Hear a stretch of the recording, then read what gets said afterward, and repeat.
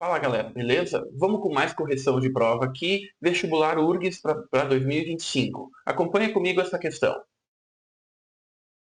Um estudante de peso P, interessado em verificar a segunda lei de Newton, coloca uma balança calibrada em newtons no chão de um elevador. Está inicialmente parado. Ele se posiciona sobre a balança e aciona o elevador para subir. A figura abaixo representa a situação descrita. No movimento ascendente do elevador, o estudante constata que, no intervalo de tempo de 0 até t1, o elevador sobe com aceleração constante de módulo igual a menor que g, onde g é o módulo da aceleração da gravidade e a balança indica um valor de força F1. No intervalo de tempo entre t1 e t2, o elevador sobe com um movimento uniforme e a balança indica um valor F2.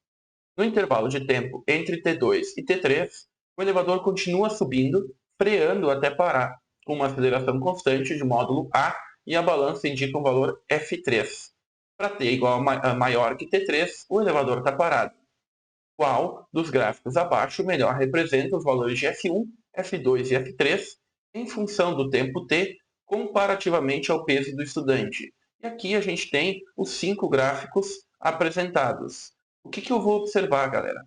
Essa questão aqui traz para nós a interpretação do conceito da força normal. Porque o que o usuário do elevador sente e o que nós sentimos quando usamos o elevador ou em qualquer situação não é a força-peso, mas sim a força normal, que é a força que o chão, a superfície onde a gente está sobre, faz sobre nós. Lembrando que não é uma força de reação do peso, tá? Importante lembrar isso.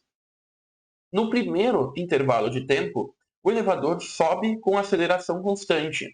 E eu vou observar que se a aceleração é para cima desta maneira, as forças atuantes no usuário precisam totalizar massa vezes aceleração apontando para cima.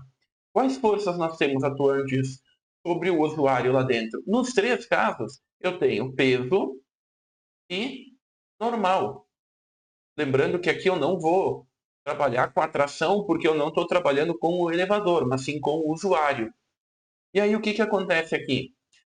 Como a aceleração está para cima, a normal precisa ter um valor maior que o peso para que a diferença entre os dois resulte no produto massa do usuário vezes aceleração.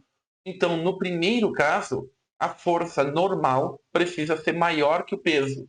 E o valor de força F1 vai ser maior do que o registrado numa situação de equilíbrio. Já no intervalo de tempo entre T1 e T2, o elevador com movimento uniforme apresenta um equilíbrio entre a força-peso e a força normal, pelo fato de que não existe aceleração acontecendo nesse instante. Dito isso, a força apresentada na balança é a própria força normal. Então, F2 vai apresentar um valor menor que F1. No terceiro intervalo de tempo, esse elevador começa o processo de frenagem. E quando ele começa esse processo, a aceleração passa a apontar não mais para cima, mas sim para baixo, para evitar o processo de subida, para frear o movimento de subida.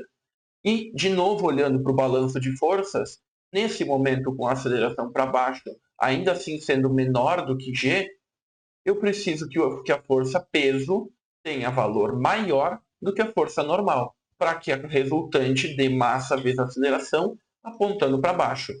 Então, nós concluímos o quê? Que a força F1 é a maior de todas, seguida pela força F2, logo depois pela força F3. E isso aqui vai nos trazer diretamente para o gráfico da questão B, a alternativa B, que é a única que apresenta esse comportamento. Não esquece de me seguir, compartilhar o vídeo com seu colega e deixar o comentário caso tenha alguma dúvida relacionada a esse assunto. Até a próxima!